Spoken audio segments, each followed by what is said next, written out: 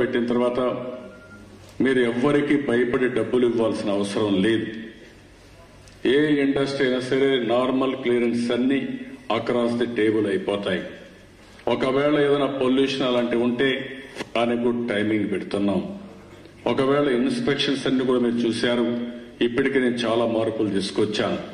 ఎవరంటే వాళ్ళు ఇన్స్పెక్షన్ చేయడం కాకుండా ఒక పద్ధతి ప్రకారం అన్ని డిపార్ట్మెంట్లు కలిపి ర్యాండమ్ కింద ఇన్స్పెక్షన్ పంపిస్తాం, కంబైన్డ్ ఇన్స్పెక్షన్లు పంపిస్తాం.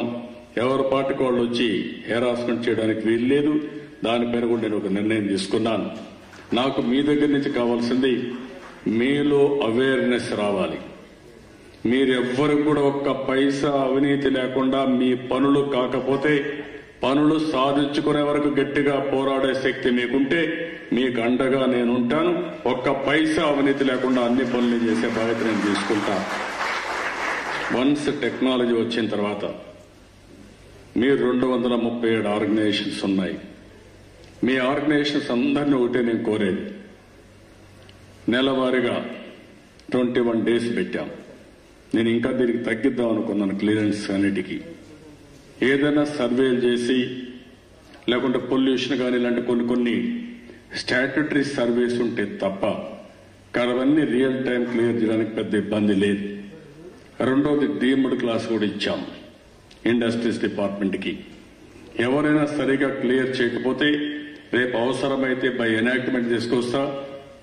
అది ఒకవేళ ఏ డిపార్ట్మెంట్ అయినా సహకరించకపోతే ఆ డిపార్ట్మెంట్ ని ఓవర్ రూల్ చేసి ఆ క్లియరెన్స్ ఇచ్చే అధికారం ఇండస్ట్రీస్ కి ఇవ్వడానికి కూడా నేను సిద్ధంగా ఉన్నాను. ఆ విషయం మీరు గుర్తుపెట్టుకోవాల్సిన అవసరం ఉంది. ఇవన్నీ రాష్ట్ర స్థాయిలో నేను కూడా ఎప్పటికప్పుడు నా కంప్యూటర్లో చూసుకుంటున్నాను. ఏదైనా ఎవరన్నా రిజెక్ట్ చేసినా, కావాలని రిజెక్ట్ చేసి మేము సమస్య పరిష్కారం చేశాం అని ఎవరన్నా చెప్పుకున్నా అవన్నీ కూడా మళ్ళా రివ్యూ చేస్తాం. రివ్యూ చేసి సరైన రీజన్స్ తో గానీ రిజెక్ట్ చేయకుండా ఉంటే వాళ్లపైన యాక్షన్స్ కూడా ఇనిషియేట్ చేస్తాను. అదే సమయంలో నేను ఇంకోటి ఆలోచించాను. మీ అందరికి కూడా జిల్లా లెవెల్లో ఒక డిస్ట్రిక్ట్ ఇన్వెస్ట్మెంట్ ప్రమోషన్ కౌన్సిల్ ఒకటి పెడదాం. అవసరమైతే ఒకరిద్దరిని ప్రజాప్రతినిధులు పెడదాం. జిల్లా మంత్రిని పెడతాను. జిల్లా కన్వీనర్ గా కలెక్టర్ని పెడతాం. మీలో నుంచి కూడా ఒక 4-5 మంది ఎవరైతే ప్రోగ్రెసివ్ ఆంటర్ప్రినర్స్ ఉన్నారో ఆ కమిటీలో కూడా మిమ్మల్ని పెట్టి అన్ని విషయాలు మీరు నెలకొక్కసారి సబ్మిట్ చేసే అధికారం కూడా మీకు ఇద్దాం అనుకుంటున్నానని చెప్పి కూడా నేను మీకు తెలియజేస్తున్నాను. దీనివల్ల ఆ జిల్లాలో ఏమేమి పర్మిషన్లు వచ్చాయి, ఏమేమి పర్మిషన్ రాలేదు, అందులో బ్యాంకర్స్ కూడా మనం పెట్టుకోగలిగితే మనకు కావాల్సింది బ్యాంకర్స్ కూడా ముందుకు రావాల్సిన అవసరం ఉంది. ఇప్పుడే ఒక తమ్ముడు చెప్పాడు 5 కోట్ల వ్యాపారం చేస్తున్నాడు, కానీ సక్సెస్ అయ్యాడు, బ్రహ్మాండంగా చేస్తున్నాడు ఫర్నిచర్ దీంట్లో. కానీ డిపార్ట్మెంట్ అడిగితే, బ్యాంకులు అడిగితే ఇంకొక 2 crores కావాలంటే ఇచ్చే పరిస్థితులు లేరు. అలాంటప్పుడు వారు కూడా ఆలోచించాల్సిన అవసరం ఉంది. ఇలాంటి ఇష్యూస్ అన్ని డిస్ట్రిక్ట్ ఇన్వెస్ట్మెంట్ కౌన్సిల్లో మాట్లాడడం, స్టేట్ లెవెల్లో మేము కూడా మాట్లాడడం, దాన్ని ఏ విధంగా పరిష్కారం చేస్తాం, దానికి కూడా ప్రాధాన్యత ఇస్తామని చెప్పి కూడా నేను మీకు తెలియజేస్తున్నా. ఇంకొక పక్కన మీరు ఆలోచించాల్సింది, మీతో కలిసి ప్రభుత్వం చేసేది ఎక్కడికక్కడ మీరు అందరూ వర్కౌట్ చేస్తే మన దగ్గర పనిచేసే ఎంప్లాయీస్ అందరికీ ఇళ్లు కట్టియాల్సిన అవసరం ఉంది.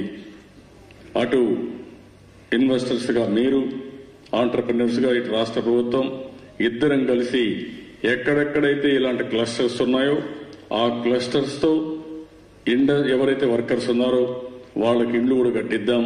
శాశ్వతంగా ఇళ్లు కట్టిస్తే వాళ్ళకు ఒక భద్రత ఉంటుంది, భరోసా ఉంటుంది, పని చేయడానికి ఇంకా బాగా పనిచేసే అవకాశం ఉంటుంది. దానికి కూడా మీరు దోహదం చేయాలి. దానికి కావాల్సిన ల్యాండ్ గాని ఈరోజు అర్బన్ హౌసింగ్ ఏ విధంగా కడుతున్నామో అదే మరి కట్టడానికి కూడా ముందుకు వస్తామని చెప్పి కూడా నేను మీకు తెలియజేస్తున్నాను. ఇంకొక పక్కన మీరు చూసినప్పుడు చాలా వరకు నేను ఈ స్మాల్ స్కేల్ ఇండస్ట్రీస్ అన్ని చూస్తున్నాం. ఈ ఎంఎల్ఏ కూడా సక్సెస్ కావాలంటే మనలో ఈ రోజు ఉండే లేటెస్ట్ ట్రెండ్స్ అన్ని డిజిటల్ మార్కెటింగ్ కానీ, ఫైనాన్సింగ్ ఎట్లా చేయాలి, ప్రొడక్టివిటీ అండ్ ఆల్సో టెక్నాలజీ ఎట్లా ఉపయోగించుకోవాలి, ఎక్స్పోర్ట్స్ ప్రమోషన్ ఏ విధంగా ఉండాలి, యాంక్సిడీ డెవలప్మెంట్ ఎట్లుండాలి, క్వాలిటీ అండ్ స్టాండర్డ్స్ ఎట్లుండాలో ఇవన్నీ కూడా మీరు వర్కౌట్ చేయాల్సిన అవసరం ఉంది. ఇవన్నిటి కూడా నేను మిమ్మల్ని కోరేది, అవసరమైతే బెస్ట్ కన్సల్టెన్సీ ఏజెన్సీస్ కానీ ఆర్ బెస్ట్ అక్రిడిషన్ ఏజెన్సీస్ కానీ వాళ్ళను కూడా తీసుకొద్దాం. వాళ్ళను కూడా నెట్వర్క్ చేసుకుంటే మనకి ఎప్పటికప్పుడు ఐడియాస్ వస్తాయి. కొంతమంది యాంక్సిల్ ఇండస్ట్రీస్ నెట్ ప్రమోట్ చేయాలి. చాలా మందికి ఆ లింక్ ఎస్టాబ్లిష్ కాకుండా కొన్ని ఇబ్బందులు వస్తున్నాయి. అందుకే పెద్ద పెద్ద ఇండస్ట్రీస్ అందరితో మనం అనుసంధానం చేసుకోవడం, అదే మరి అలాంటి అనుసంధానం చేయగలిగే ఆర్గనైజేషన్స్ ఉంటే వాళ్ళతో కూడా కోఆర్డినేట్ చేద్దాం. సో దట్ క్వాలిటీ పారామీటర్స్ ఏమైనా ప్రాబ్లం ఉంటే వాళ్ళతో కూడా డిస్కస్ చేసుకుని వాళ్ళకు అవసరమైన క్వాలిటీ ప్రకారం మనం ఇవ్వగలిగితే బ్రహ్మాండంగా ముందుకు పోయే పరిస్థితి వస్తుంది. ఇందులో కూడా చాలా ఆర్గనైజేషన్స్ ఉన్నాయి. ఒక్కొక్క దానికి ఒక్కొక్క ఆర్గనైజేషన్ మీరు డిస్కస్ చేసుకుంటున్నారు. డిజిటల్ మార్కెటింగ్ ఉంది. ఈరోజు మనం చూస్తే ఫ్లిప్కార్ట్ కానీ Amazon.com కానీ ఇలాంటి వాళ్ళందరూ ఉన్నారు. E commerce is a big platform today. దీన్ని కూడా మనం ఉపయోగించుకోవాల్సిన అవసరం ఉంది. ఇంకొక పక్క ఫైనాన్సింగ్ అయితే ఇక్కడుండే బ్యాంక్సే కాకుండా ఏషియన్ డెవలప్మెంట్ బ్యాంక్ కానీ సిడ్బీ కానీ ఇక్కడ మన దగ్గర ఉండే మిగిలిన బ్యాంకులు కానీ ఇవన్నీ చూసుకోవడం, ఇంకా వీలైతే మీ దాంట్లో కూడా rating agencies like CRISIL, Iqra, brick works rating ఇవన్నీ కూడా మనం కానీ చేయగలిగితే, స్మాల్ స్కేల్ ఇండస్ట్రీస్ కూడా రేటింగ్ చేయగలిగితే దానివల్ల మీకు చాలా అడ్వాంటేజెస్ వస్తాయి. అది కూడా మనం ఇన్నోవేటివ్ గా మీరు ఆలోచించండి. ఒకటి మీ యూనిట్కి రేటింగ్ చేయడం ఒక ఆస్పెక్ట్, లేకపోతే ఇంకొక పక్కన కొన్ని క్లస్టర్స్ ఏర్పాటు చేసుకుని ఆ క్లస్టర్స్ ను కూడా ఏ విధంగా రేటింగ్ చేయగలుగుతారో ఆలోచించగలిగితే, సిమిలర్ ఇండస్ట్రీస్ కామన్ క్వాలిటీ కూడా తీసుకొచ్చేయగలిగితే ఇంకా దానికి వాల్యుయేషన్ ఎక్కువ వస్తుంది, మార్కెటింగ్ కూడా ముందుకు పోయే పరిస్థితి వస్తుంది. నేను ఒకటే ఆలోచిస్తున్నాను, కామన్ ఇన్ఫ్రాస్ట్రక్చర్ చాలా వరకు ఉపయోగపడుతుంది. కామన్ ఇన్ఫ్రాస్ట్రక్చర్ ఒక్కసారి వస్తే తద్వారా మీరు చూసినప్పుడు కాస్ట్ చాలా వరకు తగ్గించే అవకాశం ఉంటుంది. ఇటీవల నా అనుభవం చూశాను. ఒక చిన్న అగ్రో ప్రాసెసింగ్ ఇండస్ట్రీస్ వస్తున్నాయి. ఒక ఇండస్ట్రీ పెట్టాలంటే దానికి కావాల్సిన ఇన్ఫ్రాస్ట్రక్చర్, పొల్యూషన్ కానీ, వాటర్ కానీ, పవర్ కానీ, రోడ్డు కానీ అన్నీ వేయాలంటే సింగిల్ వ్యక్తి భరించే పరిస్థితులు లేరు, ఎక్సెప్ట్ రోడ్డు పక్కన వస్తే తప్ప. అదే గాని ఒక 20 ఎకరాలు, 30 ఎకరాలు, 50 ఎకరాలు, 100 ఎకరాల్లో కానీ ఒక ఇండస్ట్రియల్ పార్క్ ఎస్టాబ్లిష్ చేసి అక్కడ 10 యూనిట్లు, 15 యూనిట్లు వస్తే ఇవన్నీ కామన్ ఇన్ఫ్రాస్ట్రక్చర్ ఏర్పాటు చేసుకుంటే, ఇంక్లూడింగ్ వేర్ హౌసింగ్ తో ఏర్పాటు చేసుకోగలిగితే మార్కెటింగ్ కూడా ఈజీ అవుతుంది. చాలా వరకు మనం ముందుకు పోయే అవకాశం ఉంటుంది. నేను అగ్రో ప్రాసెసింగ్ లో దీన్ని చూసినప్పుడు నాకు అనిపించింది. అందుకనే ఈరోజు చూస్తే 175 నియోజకవర్గాల్లో 175 ఎంఎస్ఎంఈలు పెట్టాలని చెప్పి అనుకున్నాం. ఇది 50 ఎకరాల నుంచి 100 ఎకరాలు, 150 ఎకరాల వరకు పోతాం. ఇంకా ల్యాండ్ దొరికితే 200 ఎకరాలకు వెళ్తాం. ఎక్కడన్నా మెయిన్ రోడ్లో గవర్నమెంట్ ల్యాండ్ ఉన్నా, ప్రైవేట్ ల్యాండ్ ఉన్నా మీరు కూడా ముందుకు వస్తే 100 ఏకర్స్, 150 ఏకర్స్, 50 ఏకర్స్ లో ఒక ఇండస్ట్రియల్ టౌన్షిప్ పెడతాం, కామన్ ఇన్ఫ్రాస్ట్రక్చర్ చేస్తాం. ఆ ప్రాంతంలో ఉండే రా మెటీరియల్స్, అది అగ్రో ప్రాసెసింగ్ కావచ్చు, లేకుంటే వేరే ఇది కావచ్చు, ఇవన్నీ కూడా ఉపయోగించుకొని మనం ముందుకు పోయే అవకాశం వస్తుంది. రాష్ట్రంలో మీరు ఒకసారి ఆలోచిస్తే అనేక అవకాశాలు ఉన్నాయి. ఈ రోజు మనం ఒకసారి చూసినప్పుడు రాష్ట్రంలో ఆటోమొబైల్ బోలెడన్ని అవకాశాలు ఉన్నాయి. డెవలప్మెంట్ చూస్తే రోజు రోజుకు మనం చూస్తే Tesla, driverless car, electrical car, ఇది న్యూ డెవలప్మెంట్ వచ్చే పరిస్థితి వస్తా ఉంది. ఫ్యూచర్ లో పొల్యూషన్ కూడా లేదు. ఇలాంటి so many developments. Automobile is a reality. The day will come. Even recently మీరు చూస్తే గవర్నమెంట్ ఆఫ్ ఇండియా నీతి ఆయోగ్ లో మాకు చీఫ్ మినిస్టర్స్ మీటింగ్ పెట్టినప్పుడు 2030కి ప్రతి ఒక్క ఇంటికి ఒక కారు ఉండేడుగా. అంటే ప్రతి ఒక్క ఇంటికి ఒక కారు ఉంటే ఆటోమొబైల్ ఇండస్ట్రీ ఎంత ప్రాస్పర్ అవుతుందో మీరు ఒకసారి గుర్తుపెట్టుకోవాల్సిన అవసరం ఉంది. ఇంకా ఆటో ఇండస్ట్రీకి సంబంధించి కాంపోనెంట్స్ లాట్ ఆఫ్ డిమాండ్ ఉంటుంది. అందుకే ఒకప్పుడు నేను ఇంత మునుపు గవర్నమెంట్ లో మీరు చూస్తే వోక్స్ వ్యాగన్ విశాఖపట్నం తీసుకొస్తే అప్పుడు అక్కడ కరప్షన్ కు ఇదైపోయి నేను ఓడిపోయిన తర్వాత అది నేరుగా పూణేకి వెళ్ళిపోయే పరిస్థితి వచ్చింది. తర్వాత ఏ ఫ్యాక్టరీ రాలేదు. ఇటీవల ఆటోమొబైల్ మీరు చూస్తే ఇసూజీ కానీ, లేకపోతే హీరో మోటార్స్ కానీ, అపోలో టైర్స్ కానీ, సిఎట్ టైర్స్ కానీ, భారత్ ఫోర్జ్ కానీ, నిన్న కియా మోటార్స్ కూడా ఆంధ్రప్రదేశ్కి వచ్చిందంటే అది ఈ ప్రభుత్వం సాధించిన విజయం.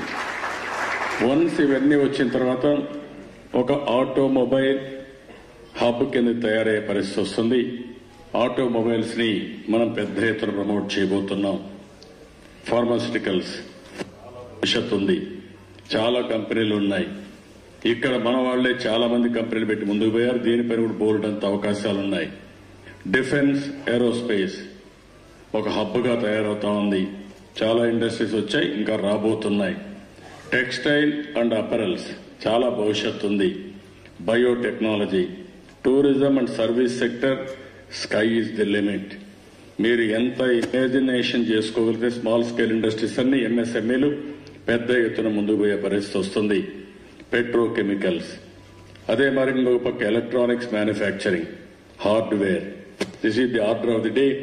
$400 బిలియన్ మనం హార్డ్వేర్ ఇంపోర్ట్ చేయబోతున్నాం. భవిష్యత్తులో మీరు ఊహించిన ఫలితాలు కూడా వస్తున్న ఆ విషయం మీరు గుర్తుపెట్టుకోవాలి. నేనే పవర్ సెక్టర్ రిఫార్మ్స్ తీసుకొచ్చాను. అది 97 తీసుకొచ్చాను. 2004 పవర్ సర్ప్లస్ తీసుకొచ్చాం. దేశంలో వన్ ఆఫ్ ది బెస్ట్ యూటిలిటీగా తయారు చేశాం. తర్వాత రాను రాను మొత్తం పవర్ అంతా కూడా ఏ విధంగా అయిందో మీరే చూశారు. ఇప్పుడే ఒక మిత్రుడు మాట్లాడారు, కేశవనాయుడు ఒకరు మాట్లాడారు. స్మాల్ స్కేల్ ఇండస్ట్రీస్ అన్ని సిక్ అయిపోయినాయి పవర్ ఇవ్వలేక.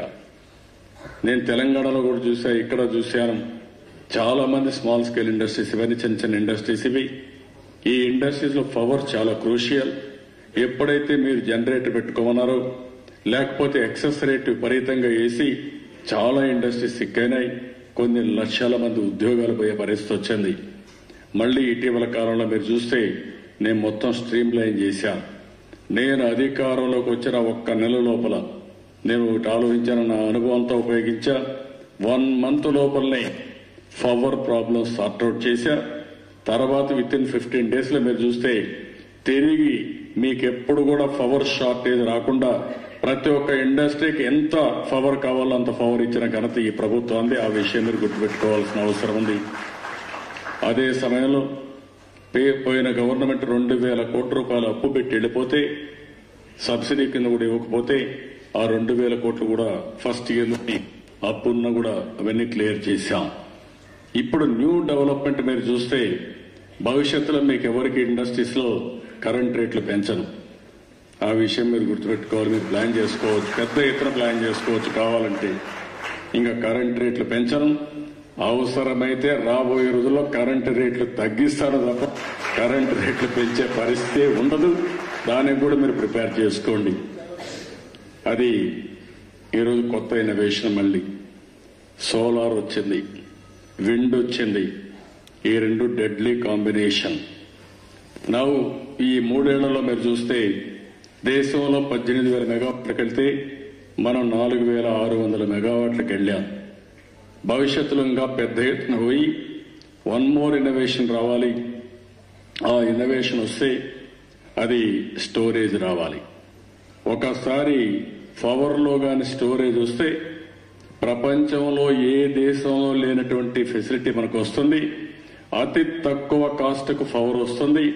అన్ని వెహికల్స్ గాని ట్రాన్స్పోర్టేషన్ కూడా టోటల్ గా చేంజెస్ వస్తాయి. ఆ విషయం కూడా మీరు గుర్తుపెట్టుకోవాల్సిన అవసరం ఉంది. ఎందుకు నేను ఈ విషయం వాడుతున్నానంటే పొల్యూషన్ ఉండదు. ఆయిల్ ఇప్పటికే చాలా వరకు రేట్లు తగ్గిపోతున్నాయి. ఆయిల్ అండ్ గ్యాస్ కూడా డిమాండ్ పడిపోయే పరిస్థితి వస్తుంది. భవిష్యత్తులో ఇంకా పెద్ద ఎత్తున రెవల్యూషన్ వస్తుంది. ఇది వస్తే ప్రపంచంలో ఎవ్వరికీ లేని అడ్వాంటేజ్ ఇండియాకు వస్తుంది. ఇండియా ఒక మ్యానుఫ్యాక్చరింగ్ హబ్ గా తయారవుతుంది. దాంట్లో అనుమానం కూడా లేదు. మనకి ఇండస్ట్రీకి కావాల్సింది పవర్ కావాలి, నీళ్లు కావాలి, మనుషులు కావాలి, టెక్నాలజీస్ కావాలి. అవన్నీ ఇక్కడ ఉన్నాయి. మనం మొత్తం ప్రపంచానికి సప్లై చేసే పరిస్థితి ఉంది.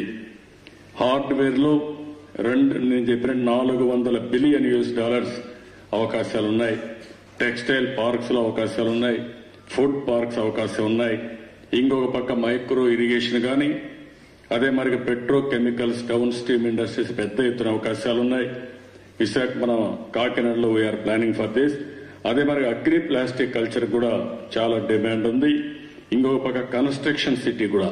ఎందుకు నేను ఈ మాట వాడుతున్నానంటే కన్స్ట్రక్షన్ సిటీ రాబోయే రోజుల్లో డబ్బులు వస్తాయి.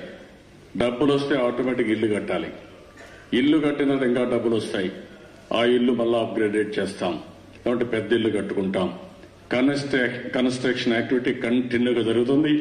అందుకే మీరందరూ కూడా ఐడియా వస్తే అవసరమైతే ఒక 20-30 వేల ఎకరాల్లో కన్స్ట్రక్షన్ సిటీ ఒకటి కడదాం అనుకుంటున్నాం. అక్కడ మీరు చూస్తే మొత్తం కన్స్ట్రక్షన్ కావాల్సిన మెటీరియల్ అంతా, అది మీరు ఏది కావాలన్న డోర్స్ దగ్గర నుంచి లేకుంటే ఫిట్టింగ్స్ దగ్గర నుంచి బాత్రూమ్ కావాల్సినటువంటి అన్ని కూడా ఏది కావాలన్నా అక్కడికి పోతే మనం మొత్తం షాపింగ్ చేసే విధంగా, మ్యానుఫ్యాక్చరింగ్ చేసే విధంగా తయారు చేయాలనుకుంటున్నాం. చైనాలో 1 or 2 cities ఉన్నాయి. One of the best city కింద తయారు చేయాలనుకుంటున్నాం. దానికి కూడా మీకు ఎవరికైనా ఐడియాస్ ఉంటే రావాల్సిందిగానే కోరుతున్నా. ఇది కాకుండా లాజిస్టిక్స్ కూడా చాలా డిమాండ్ ఉంది. చిన్న కంపెనీస్ మీరు పెద్ద ఎత్తున ఆలోచించాల్సిన అవసరం ఉంది. Future is logistics. Logistics cost ఎంత తగ్గించగలిగితే అంత వైబిలిటీ వస్తుంది. నేను అందుకని ఇటీవల కాలంలో కొన్ని యూనివర్సిటీస్ కూడా పెట్టాం. మీరు అది గుర్తుపెట్టుకోవాలి. ఒకటి హాస్పిటాలిటీ యూనివర్సిటీ, రెండోది logistics university, energy university, aqua university, sports university, ఇలాంటివన్నీ కూడా ఫంక్షనల్ యూనివర్సిటీస్ కూడా తీసుకొస్తున్నాం. రెండోది మీరు చూస్తే పెద్ద ఎత్తున universities all over the world. ఇండియాలో ఉండే బెస్ట్ యూనివర్సిటీస్ మన దగ్గర రావాలని చెప్పి ఆలోచిస్తున్నాం. ఇప్పటికే మీరు చూశారు ఎస్ఆర్ఎం, విట్టు, అమేథీ, అమృత్, ఇంకో పక్క దుబాయ్ బేస్డ్ షెట్టి అనే ఒక వ్యక్తి, అతను ఒక కాలేజ్ కానీ యూనివర్సిటీ కానీ, ఇంకో పక్క UK based medical college and also university పెట్టే పరిస్థితికి వచ్చారు. నేను ఆలోచించేది ప్రపంచంలో ఉండే నాలెడ్జ్ బేస్డ్ యూనివర్సిటీస్ అన్ని ఇక్కడ రావాలి, బెస్ట్ యూనివర్సిటీస్ రావాలి. ఇక్కడి నుంచి మన పిల్లల్ని ఇంకా బాగా తయారు చేసే పరిస్థితి రావాల్సిన అవసరం ఉంది. ఇదే సమయంలో నేను మిమ్మల్ని ఇంకోటి కోరుతున్నా, తొందరలోనే మేము అన్ఎంప్లాయీస్ కూడా ఏదైతే నిరుద్యోగ భృతి కింద, నేను దానికి ఎగ్జాక్ట్ వర్డ్ ఇంకా డిసైడ్ చేయలేదు. నా ఆలోచన ఒకటే, ఎవరైతే డిగ్రీ చేసి ఇంటి దగ్గర ఉన్నారో వాళ్ళందరికీ కూడా కొంత డబ్బులు ఇచ్చి, హ్యాండ్ హోల్డింగ్ ఇచ్చి, వాళ్ళ యొక్క క్రియేటివిటీ పెంచి, ఎక్కడికక్కడ వాళ్ళ యొక్క శక్తి సామర్థ్యాలు పెంచి వాళ్ళకు కూడా ఉద్యోగాలు వచ్చి చేయాలనుకుంటున్నాం. దానికి ఒక స్కీమ్ కూడా వర్కౌట్ చేస్తాం. రెండోది మీరు ఆలోచించాల్సింది, మీరు కూడా స్టూడెంట్స్ ని అప్రెంటిస్ గా తయారు చేయాల్సిన పరిస్థితి ఉంది. ఎక్కడికక్కడ ఎంఎస్ఎంఏలు పెద్ద ఎత్తున ఈ యొక్క యంగ్స్టర్స్ ని, చదివే పిల్లలు కానీ చదువు అయిపోయిన పిల్లలు కానీ ట్రైనింగ్ ఇవ్వడం, స్కిల్ డెవలప్మెంట్ చేయడం, మీ యొక్క సిమిలర్ లైన్స్ లో ఉంటే వాళ్ళు కూడా పెట్టుకుని మీరు చేయగలిగితే పెద్ద ఎత్తున అవకాశాలు వస్తాయి. మన దగ్గర వీసీఐసీ వస్తా ఉంది, విశాఖపట్నం చెన్నై ఇండస్ట్రియల్ కారిడార్, ఇంకొక పక్క బీసీఐసీ వస్తుంది, బెంగళూరు చెన్నై ఇండస్ట్రియల్ కారిడార్, ఇంకొక పక్కన గవర్నమెంట్ ఆఫ్ ఇండియా మొన్నే స్పెషల్ ఎంప్లాయ్మెంట్ జోన్, ఇది నెల్లూరు, తిరుపతి, కృష్ణపట్నం మధ్యలో, మన చెన్నై మధ్యలో ఒక స్పెషల్ ఎంప్లాయ్మెంట్ జోన్ కోసం కూడా ఒక ప్రతిపాదన పెట్టాం. ఈ రోజు మీరు ఒకటే గుర్తుపెట్టుకోవాల్సిన అవసరం ఉంది, ఇక్కడ వాటర్ ఉంది. రెండోది one of the best infrastructure ఉంది. ఈ రోజు ఇన్ఫ్రాస్ట్రక్చర్ లో మీరు చూస్తే ఏ స్టేట్ కు లేనటువంటి ఇన్ఫ్రాస్ట్రక్చర్ ఉంది, ఇంకా బిల్డప్ చేస్తాం. అది రోడ్ ఇన్ఫ్రాస్ట్రక్చర్ కావచ్చు, రైల్ ఇన్ఫ్రాస్ట్రక్చర్ కావచ్చు, ఎయిర్ ఇన్ఫ్రాస్ట్రక్చర్ కావచ్చు. ఇది కాకుండా ఇంకొక పక్కన ఇన్లాండ్ వాటర్ వేస్ కానీ, సీ ట్రాన్స్పోర్టేషన్ కానీ, ఇవన్నీ కూడా మన దగ్గర ఎక్కువగా అవకాశం ఉంది. ఒకటి విత్ ఇన్ ది కంట్రీ మనం లింక్ చేయడానికి, రెండోది ప్రపంచం మొత్తం కూడా ఆపరేట్ చేయడానికి అవకాశాలు ఉన్నాయి. ఆ విషయం కూడా మీరు గుర్తుపెట్టుకోవాల్సిన అవసరం ఉంది. ఈ రోజు మీరు ఇక్కడ చూస్తే చాలా కంపెనీలు వచ్చారు. Amazon.com, Flipkart, World Bank, Asian Development Bank, United Nations Industrial Development Organization, International Labour Organization, National Stock Exchange, CRISIL, ICRA, Federation of Indian Exporters Organization, MSME Development Institute, CII, Indian Railways, HPCL, Isuzu, Burgers Paints, Bell, Gamesha, Quality Council of India, SIDBI, Bricksworks Ratings, Siemens, Central Industrial Tool Design, F-Tronics, Bureau, Veritas, ఇలాంటి companies అని కూడా చాలా వచ్చాయి. నేను మీ అందరినీ కోరేది, మీ అందరూ కూడా ఇన్నోవేటివ్గా ఆలోచించాలి. Knowledge is available. How to take that knowledge? Innovation is a continuous process. నేను ఈ విషయం కూడా మీకు చెప్తున్నా. నేను గవర్నమెంట్లో ఉన్నాను కాబట్టి నేను కంఫర్టబుల్గా లేను. ఈరోజు నేను చెప్పాను, LED bulbs is an innovation, land pooling is an innovation. ఇప్పుడు కొత్తగా మీరు చూస్తే ఫైబర్ గ్రిడ్ తీసుకొచ్చాను. నాకు 5,000 కోట్లు అవుతుంది అండర్ గ్రౌండ్ కేబుల్ వేయాలంటే. గవర్నమెంట్ ఆఫ్ ఇండియా సపోర్ట్ అడిగితే వాళ్ళు అన్నారు, ఒకే రాష్ట్రానికి 5,000 కోట్లు ఇస్తాం, ఇది కష్టం కదా అన్నారు. దెన్ ఒక క్రియేటివ్గా ఆలోచించాను. As on today existing electrical poles ఉన్నాయి. ఎలక్ట్రికల్ వైర్ ఎవరింటికి తీసుకెళ్తాం. దీంట్లో ఒక వైర్ వేసి ఫైబర్ ని ఎవరి ఇంటికి తీసుకొచ్చాం. 5,000 కోట్ల రూపాయలతో అయ్యే పని 320 కోట్ల రూపాయలతో 9 నెలల్లో పూర్తి చేశాం. ప్రపంచంలో ఎక్కడా లేదు. ఈరోజు మీరు చూస్తే 15 Mbps వీడియో, ఇంటర్నెట్, అదే మరిగా all channels and also 3 telephones, ఇంటికి వైఫై అన్ని కూడా 149 రూపీస్కి ఇవ్వగలుగుతున్నాం. అంటే ఇది ప్రపంచంలో ఎక్కడా లేదు. అది మనం ఇవ్వగలుగుతాం లెస్ దెన్ $2. మీ ఇండస్ట్రీస్ కూడా ఎంత కావాలనో అంత మీకు ఫైబర్ కనెక్టివిటీ ఇచ్చే పరిస్థితుంది. వన్స్ ఫైబర్ వచ్చిన తర్వాత, నాలెడ్జ్ వచ్చిన తర్వాత మీరు ఇంకా ఏమేం కావాలనో అవన్నీ ప్లాన్ చేసుకునే పరిస్థితి వస్తుంది. నేను అందుకని ఇన్నోవేషన్లో ఈ ప్రభుత్వం ముందుకు పోతున్నాం. మాకెక్కడా కాంప్లసెన్సీ లేదు. నా ఆలోచన ఒకటే, పేదవాళ్ళకు కానీ ప్రజలకు కానీ మెరుగైన సేవలు అందించాల్సిన అవసరం ఉంది. ఏ విషయంలో కూడా కాస్ట్ ఎఫెక్టివ్గా ఉండాలి. సర్వీసెస్ అన్నీ కూడా ఏదైనా సరే, ఒక పంచాయతీ ఆఫీసుకు పనిచేయాలన్నా, ఏదైనా ఇంటి పర్మిషన్ కావాలన్నా, మున్సిపల్ ఆఫీస్ నుంచి మున్సిపల్ సర్వీసెస్ పొందాలన్నా, లేకుంటే రెవెన్యూ డిపార్ట్మెంట్ నుంచి రెవెన్యూ సర్వీసెస్ రావాలన్నా, ఎవ్రీథింగ్ రియల్ టైంలో ఒక్క పైసా కరప్షన్ లేకుండా చేయాలనేది నా ఆలోచన. చాలా వరకు చేస్తున్నాం. భవిష్యత్తులో ఇవన్నీ కూడా పూర్తి చేస్తాం. అందరికంటే నాలెడ్జ్ పూల్ మీది. 2 లక్షల మంది క్రియేటివ్ ఆంటర్ప్రెన్యూర్స్ మీరు. Don't satisfy with 1 unit. Or otherwise ఒక ప్రాబ్లం వస్తే demoralise కావద్దండి.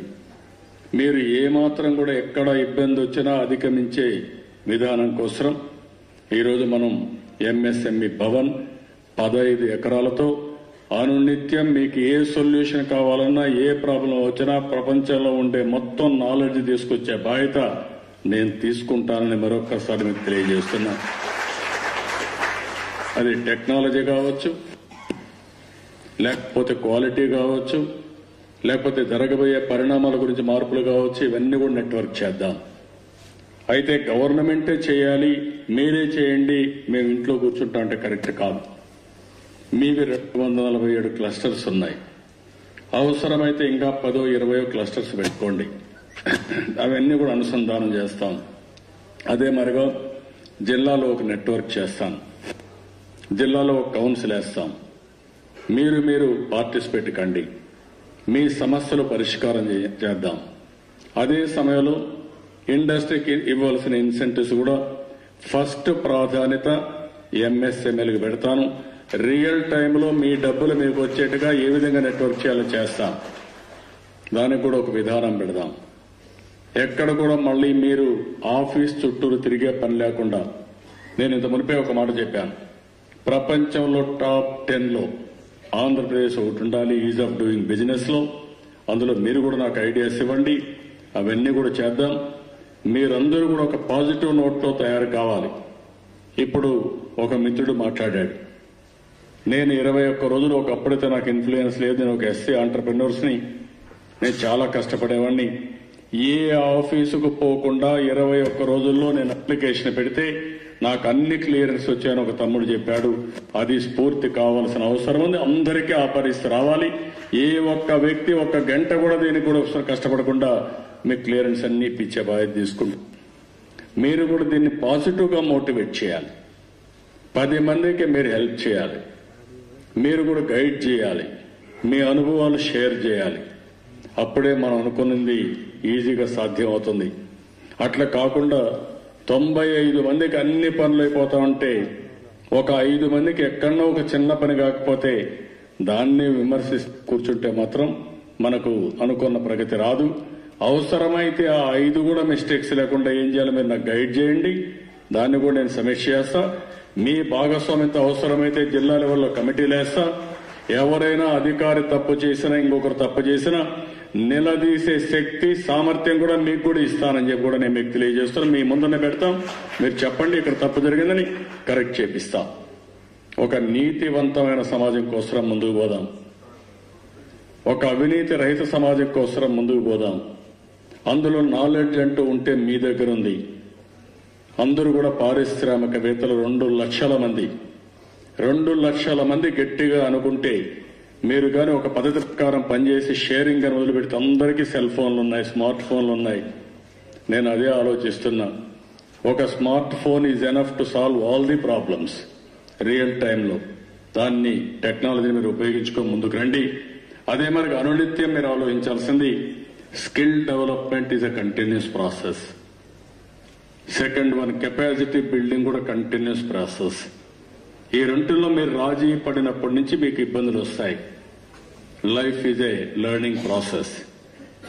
Continuous learning in life is very very important. ఈ రోజు నేను ముఖ్యమంత్రిగా ఉన్నాను. అందరికంటే ఎక్కువ అనుభవం ఉంది. మీరు ఆ విషయం గుర్తుపెట్టుకోవాలి. ఎవరికి రాని గౌరవం నాకు వచ్చింది. మీరు చూసే కంబైన్డ్ ఆంధ్రప్రదేశ్లో లాంగెస్ట్ టెన్యూర్ చీఫ్ మినిస్టర్ 9 సంవత్సరాలు. నా తర్వాత అందరూ కూడా 2 సార్లు అపోజిషన్ గా పనిచేసిన అవకాశం ఎవరికి రాలా. నేనే పనిచేసా. ముఖ్యమంత్రిగా పనిచేస్తే అపోజిషన్ లో పనిచేయరు. అది ఒకప్పుడు ట్రెడిషన్. ఆ ట్రెడిషన్ మారి మా నాయకుడు ఎన్టీ రామారావు గారితో ప్రారంభించి 2 సార్లు నేను అపోజిషన్ లీడర్ గా కూడా పనిచేశాను. మళ్లీ ఇప్పుడు ముఖ్యమంత్రిగా ఉన్నాం. ఇక్కడికి వచ్చాను. మీరు కొన్ని విషయాలు చెప్పారు, నేను రాసుకున్నాను. ఇమ్మీడియట్ గా మా అధికారులు చెప్పాను. ఇమ్మీడియట్ గా ఇవన్నీ అమలు చేద్దామని చెప్పాను. అంటే ఒక నూతనమైన విషయం, మీరు కొత్త విషయం చెప్తే అది 10 మందికి పనికొస్తే ఇమ్మీడియట్ గా అడాప్ట్ చేసుకోవడం నేను అనునిత్యం చేసే పని. ఆ విషయం మీరు గుర్తుపెట్టుకోవాల్సిన అవసరం ఉంది. మీలో కూడా ఆ స్ఫూర్తి రావాలి. లెర్నింగ్ అనేది అనునిత్యం మీరు కూడా చేసుకోవాల్సిన అవసరం ఉంది. కొత్త విషయం తెలుసుకోవాల్సిన అవసరం ఉంది. కొత్త విషయాల్ని మీ ఇండస్ట్రీలో గాని మీ జీవితంలో గాని అనుసంధానం చేసుకుని ముందుకు పోవాల్సిందిగా మరొకసారి కోరుతున్నా. అదే సమయంలో సంపద ఎంత ముఖ్యమో ఆనందం కూడా అంతే ముఖ్యం. నేను అందుకనే ఫస్ట్ టైం మన స్టేట్ లో హ్యాపీనెస్ ఇండెక్స్ తీసుకొచ్చాను. 10 రోజులు బాగా పనిచేయండి, ఫ్రీ అయిపోండి.